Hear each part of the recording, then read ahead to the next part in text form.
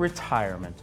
You spend the majority of your life working hard, setting an early alarm for work, yeeting a work face on, and saving money for that moment when you no longer have to do any of that. One question: how do you plan to spend your hard-earned money and saved money? So here to break this down for us, Robert Powell, Retirement's daily editor and publisher.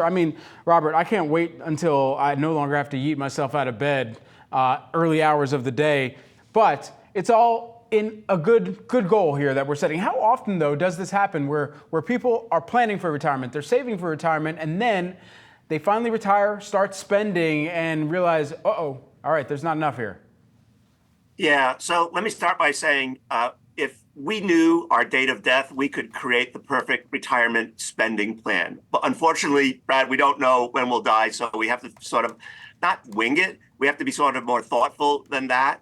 But I like to think about how you spend your money in retirement as a function of how well funded you are when you enter retirement. So for folks who are overfunded, to use that term, for folks who have more than enough income to meet their expected expenses throughout retirement, I would say they don't have to worry about spending in retirement. For other folks who might be constrained or underfunded, they have to be a little bit more frugal with their money. But one thing I would say, Brad, about spending, whether you're overfunded or underfunded, is this: most people, because they don't know how long they're going to live, tend to underspend in their early years of retirement during what some people refer to as the go-go years.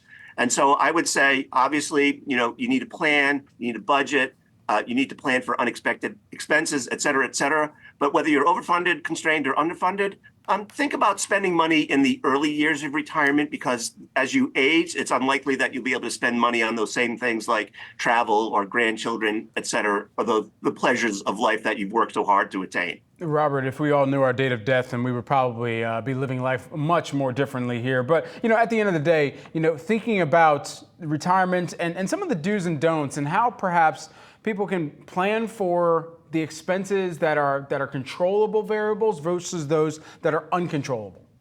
Yeah. So let me talk about, I think, two spending plans that I think can help take some of the uncertainty out of retirement planning or retirement income planning.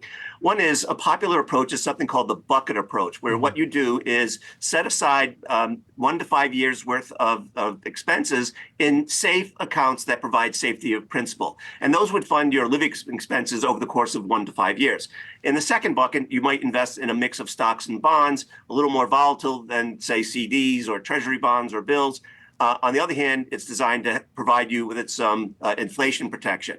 And that money you would use to fund your expenses 5 to 10 years from retirement. And then in the third bucket, I might put 100% of my money into stocks, which will then be used to fund expenses 10 plus years into retirement. That's one approach, Brad. Another approach is something called the 4-box strategy, where what you're trying to do is match your essential your guaranteed sources of income against your essential expenses, whether that's housing, transportation, healthcare, food, et cetera, and then use your risky assets or your income from your assets in your 401k, IRA, and other accounts that are earmarked for retirement for your discretionary expenses, your trip around the world, your trip to Disney World with the grandkids, et cetera, et cetera. And if there's a gap between your guaranteed sources of income and your essential expenses, you might take some of that income in one form or another, convert some of that money into an income annuity so that you create another guaranteed source of income. Or if you're overfunded, you could certainly just use the income from the assets to fund and bridge that gap. What I would say, Brad, is when you think about spending in retirement, I would focus less on what some people refer to as the 4% rule, where what you might have is a mix of stocks and bonds, and you're withdrawing 4% per year on an inflation-adjusted basis.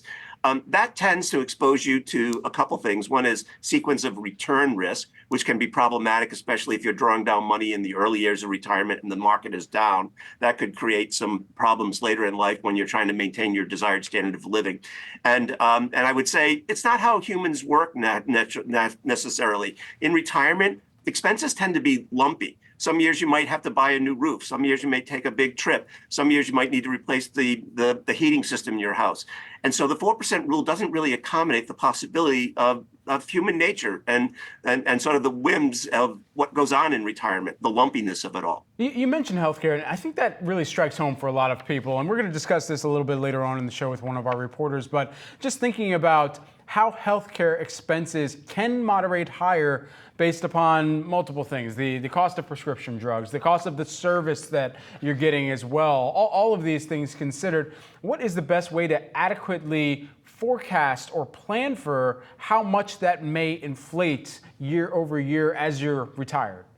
Yeah, so there are two big expenses in retirement. Housing represents 30% on average of your expenses in retirement.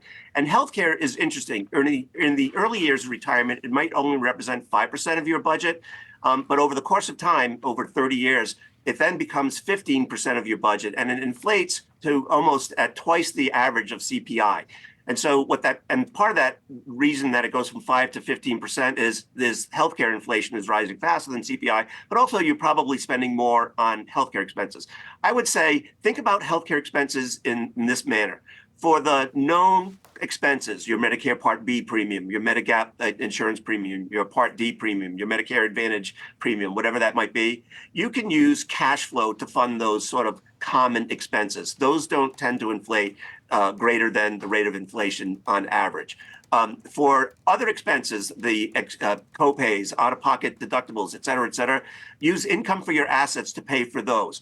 And then, oftentimes people will see reports that say, oh, you need $400,000 set aside at retirement to pay for healthcare expenses in retirement. Think less about that number and think more about the annual expense. On average, couples may spend maybe $5,000, upwards of $10,000 per year on healthcare expenses in retirement over the course of their 30 years, inflating that number. And that becomes much more manageable than thinking, oh, I need $400,000 set aside at age 65 to pay for all my healthcare expenses in retirement. That scares a lot of people because most people don't retire with $400,000 set aside to pay for healthcare expenses in retirement. Robert, great insight and analysis as always here. Robert Powell, who is the Retirement Daily editor and publisher. Great to kick off the show with you here today. Appreciate it. Thank you, Brett.